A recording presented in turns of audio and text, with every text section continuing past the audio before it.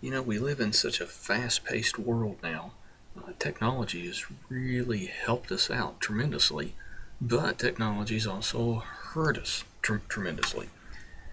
You know, one of the biggest problems that we have in conducting business meetings or trying to revise business letters is that we're very careless. We write things too quickly, and that's probably true because of technology. It's made things easier for us. Years ago, you weren't able to take online classes. Now, many of your classes are offered online. With technology, you don't have to use the old typewriter. And I don't know if anybody in the audience has ever used a typewriter. And for those that have, you remember how laborious they used to be. With a typewriter, if you misspelled something, you had to get a piece of tape and put it under the key and strike the key again and hope that key strikes the exact letter that you made a mistake. You had to balance out the margins. You had to use a whole lot of math to try to figure out how to center something. It took a long time just to type one page, and if you got to the very last sentence at the bottom of the page and messed up typing maybe 4 or 5 letters completely wrong, then you had to take the paper out and start all over again. So technology has made our lives easier in some ways, but in other ways it's made us a little lazier.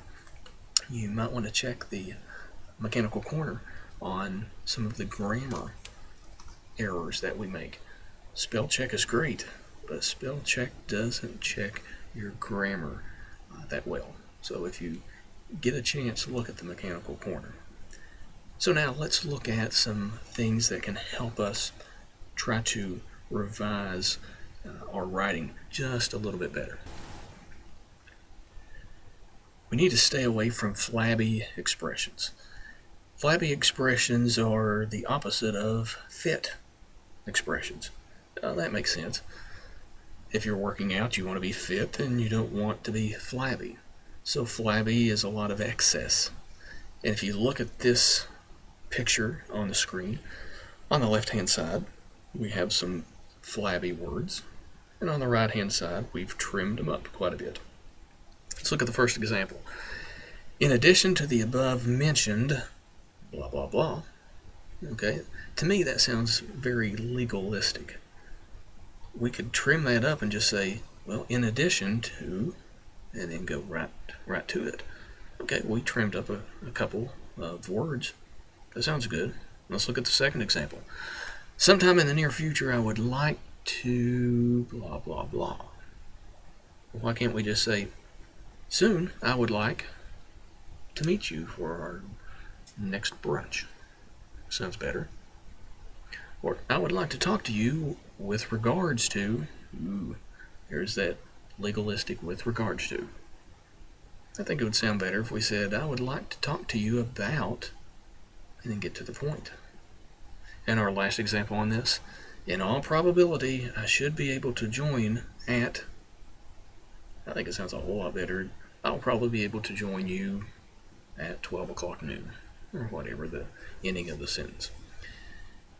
You see, there's two different styles when it comes to business writing, especially when you're writing to the public, to the customer. You want to use the different words. Well, that's kind of what we talked about in our last chapter. And then you're going to write differently when you're writing to people in your own department or in other departments.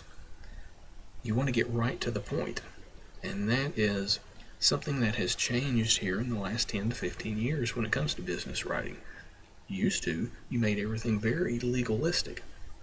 Now, people have such busy lives, and unfortunately, smaller attention spans. We need to get right to the point.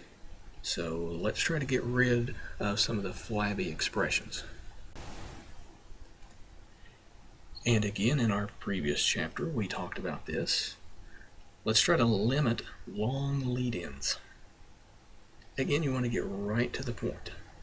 And let's look at one example that you see on the screen. Besides saying, this letter is to inform you and your family and friends that it is possible to find low airfares at our new website. Okay, we can read that and we can see what that means, what they're trying to tell us. But look over there on the right-hand side. You may find lower airfares by browsing our website.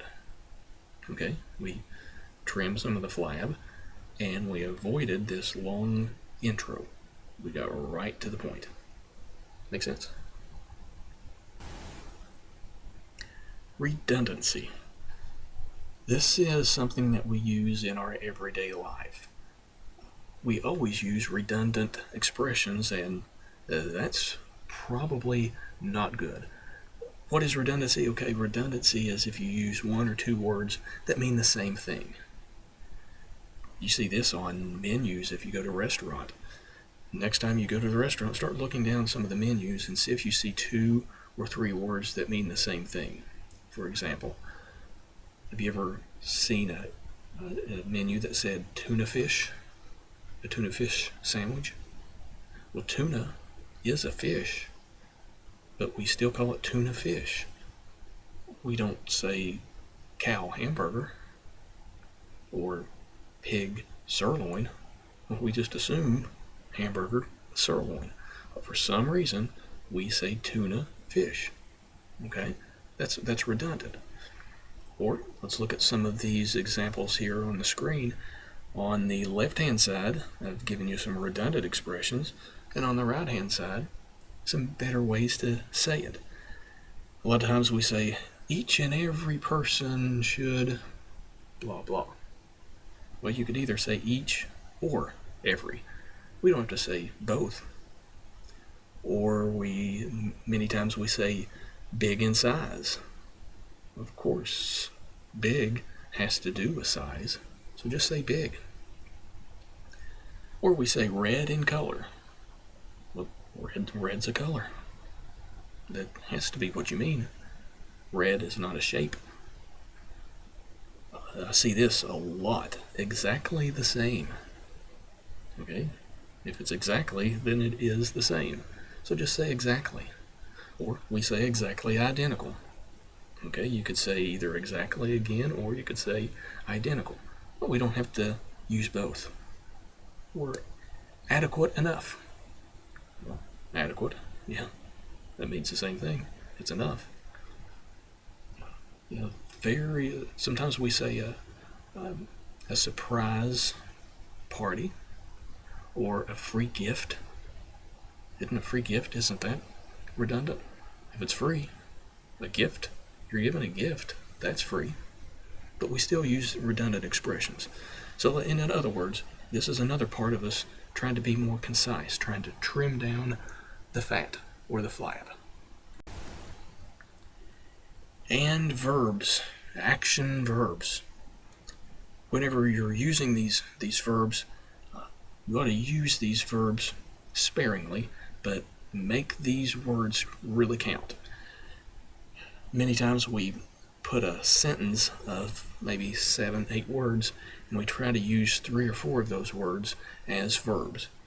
And I think your text talked a lot about the different styles of words, and they went into a little more detail.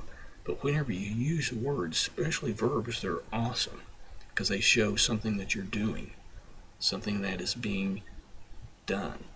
Some of these examples I've given you: administer, maybe oversaw something.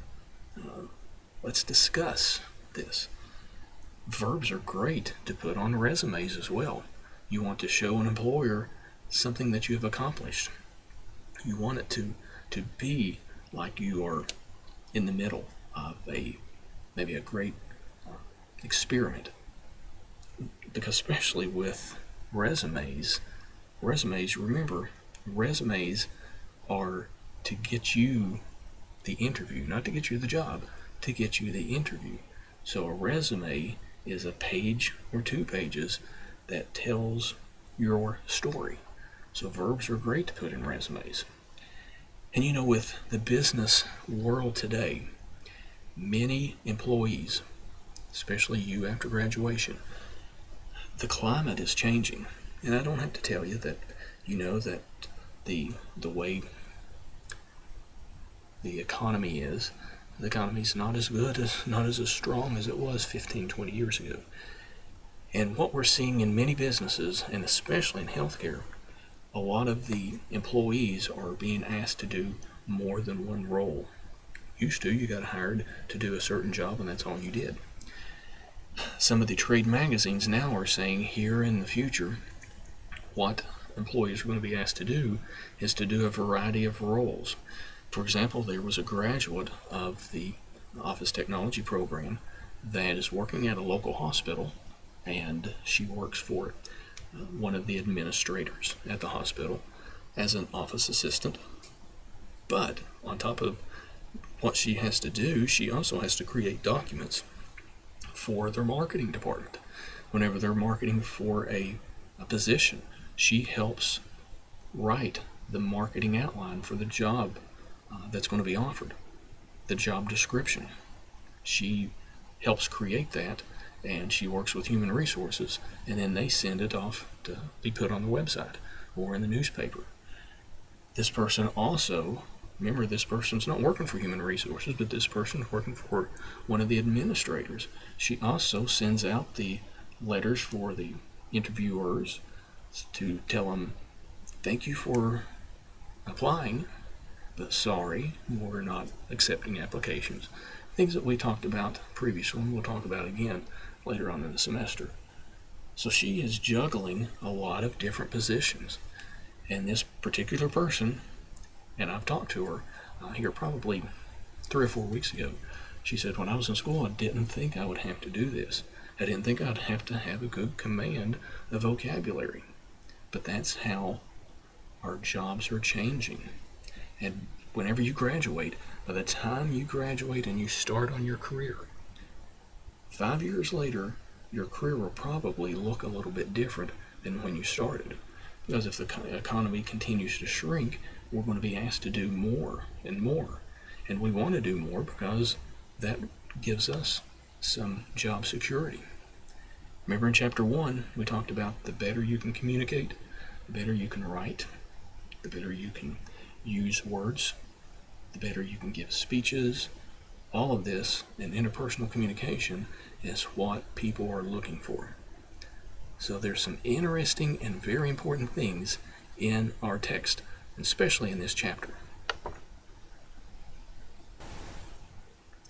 And in our designing of the documents, look at the documents and look at the different spaces that are in there. The text calls it white space. And with white space, you want to make this document look professional. Now, a document is different than a memo, and that's different than an email.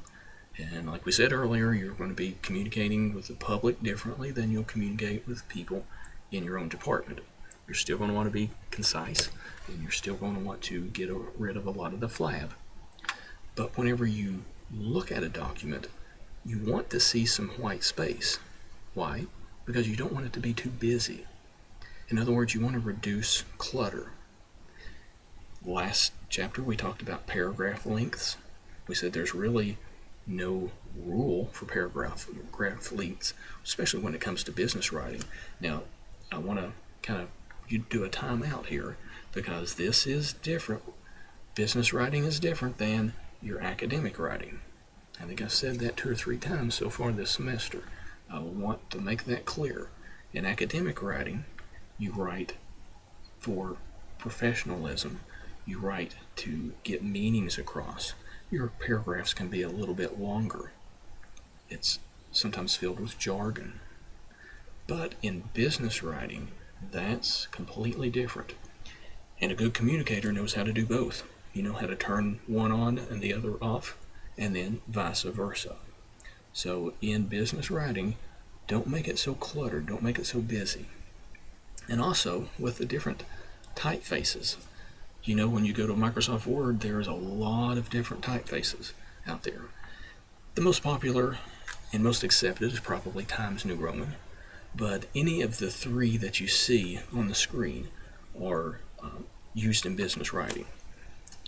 at least with my experience, I see a lot of Times New Roman, but you don't want to use a lot of the, I'd like to call it calligraphy, that has a lot of cursive, a lot of boldness in there. You want to keep it professional, and any of these three will work, but it'd probably be safe if you stay with Times New Roman. And finally, looking at lists. We have number lists and we have bulleted lists. The good thing about lists is it gets right to the point. If you use a number list, which would be 1, 2, 3, 4, you don't want the number list to be so long that it looks like a grocery list. Same can be said with a bullet point list. In other words, if you are typing a document, you wouldn't want to have a bullet point list or a number list that has 25 or 30 different lines. Well, that's quite a bit. That's quite a bit to try to remember. You want to try to keep the number list and the bulleted list to a good manageable area. I've noticed, at least in my experience at one of the hospitals, they were sending out a memo, and one of the memos kept it around 6 to 10. And that wasn't too bad. I wouldn't go any more than 10 if you have to. But different companies have different standards and different qualifications. Also, proofreading. Do you remember what we talked about with proofreading from the last chapter? It takes a lot of time, doesn't it? And there's a couple different ways we can do it. We can do it manually, and we can do it digitally. You don't see a lot of people doing it manually anymore. I'm still old-fashioned. I like to have something in my hand. I like to print things out, and if I print them out, I like to have a highlighter or a pen, and I can go through it and mark some of the things. And you see some good examples in your text in this chapter as well. But now with Microsoft Word, the way we can do digital proofreading is incredible. You can highlight with Microsoft Word and change the colors. If you still like a yellow highlighter, well, you can use that. You can use markouts, crossouts with Microsoft Word. You can use balloons where you can point to a certain word, and over on the right hand side you can say, maybe you ought to use this word instead. There's different ways to do some proofreading, but this is important that not only you do your proofreading, you should have somebody else to do proofreading as well. You're looking at the same document for an hour, 2 hours. Maybe it's a long document or a term paper that you're working on. After you look at it so long, it looks correct to you. Let a fresh set of eyes look at it. I recently published a book that I spent about a year and a half doing research, and another year writing. And after I completed the book, I spent 2 months just proofreading myself. Went over it and over it and over it. Changed a lot of things, and I thought I had it perfect. And the very first set of fresh eyes that looked at that document, they found a mistake on the 3rd page. All that time I looked at it, didn't see that, because it does benefit you to have another set of eyes. So if you do good research and you do good writing, but you don't do good proofreading, well, that kind of hurts your purpose, doesn't it? Okay, I hope this helps you, and I hope you enjoy reading the chapter. And again, if you haven't had a chance, look over the mechanical corner and see if there's anything there that can be of benefit to you.